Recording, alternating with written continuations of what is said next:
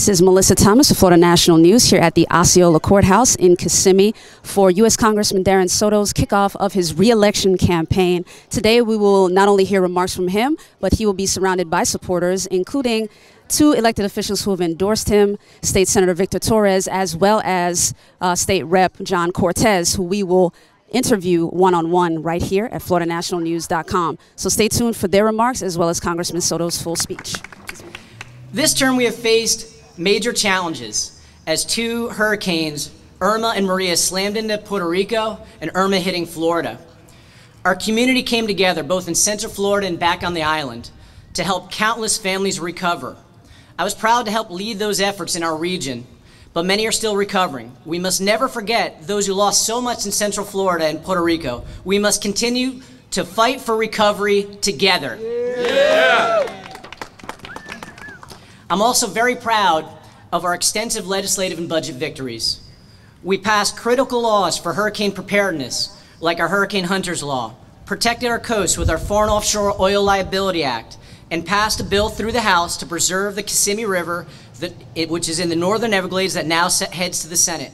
In addition, we brought millions back in funding to the district to invest in high-tech, high-paying jobs for our firefighters and cops, to improve our airports, to protect our seniors from fraud, to help our veterans, combat citrus greening, and preserve our environment. I want to thank again our local officials who fought so hard with me to bring back these millions of dollars to our district. Let's give a hand to our local officials.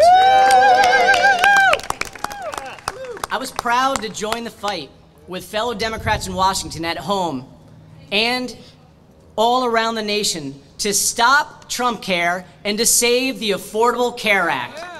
Now let's push forward and pass a public option under Medicare for All so that no Floridian, that no American will be left behind. We stand by our seniors and must increase low cost of living increases and greater access to health care, which is why I am proud to sponsor the Social Security 2100 Act, which will give our seniors a well-needed raise and keep Social Security running to 2100 and beyond. We must also do everything in our power to pass important gun safety regulations and curb the national epidemic of gun violence.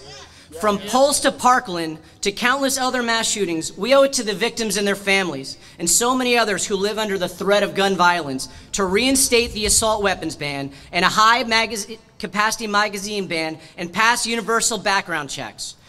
I have and continue to be a strong advocate for women's rights in Congress. I proudly sponsored the Me Too sexual harassment bill to show once and for all that no congressman can harass, abuse, bully, or assault or get away with it, no matter who the victim is. In the state Senate, I doubled the statute of limitations in Florida so sexual assault victims could bring charges for up to 8 years. And I'm proud to announce my endorsement of Planned Parenthood Political Action Fund for my re-election for commitment to women's health, women's rights, and women's reproductive rights.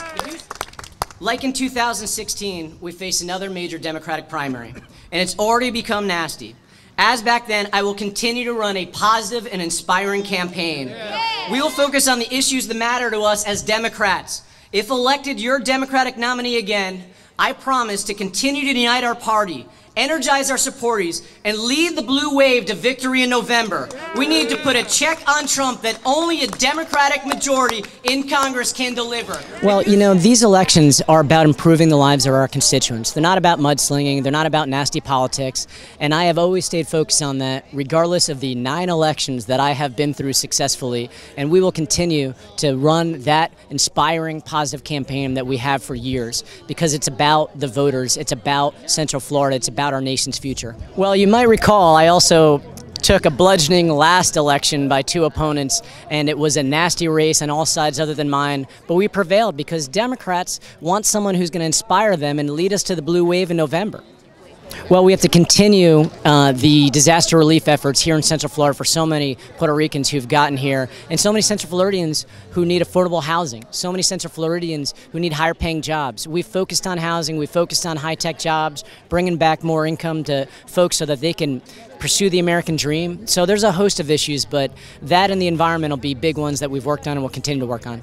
Well, I've known Darren for many years, since his first special election, and we've created a bond in all the races that he was in, and I feel that he's committed to the community, all of the community, and the hardships that many Floridians are facing. Darren has been there fighting for them, and we want to continue with him in his leadership role in the Congress, and we need to support him in this upcoming election and his upcoming primary. Let's put it this way. It's unfortunate that he has an opponent, but I think they need to realize that the importance of Darren's role in the Congress, and he's a young man, and I believe that it doesn't end there. His role is going to expand greater in the Congress. Count his more as a friend, and any campaign that he ran, I try to help him win. You know, when you have good friends like that, you want to help him. And plus, he's a man who reaches across the board. It's not just one-sided, and he helps the people. That's his main goal, is help the people, and he's always been like that since I know him. And he's instilled that in me when I run, and that's what he's going to keep on doing. And hopefully, everybody votes for him and sees what he's done.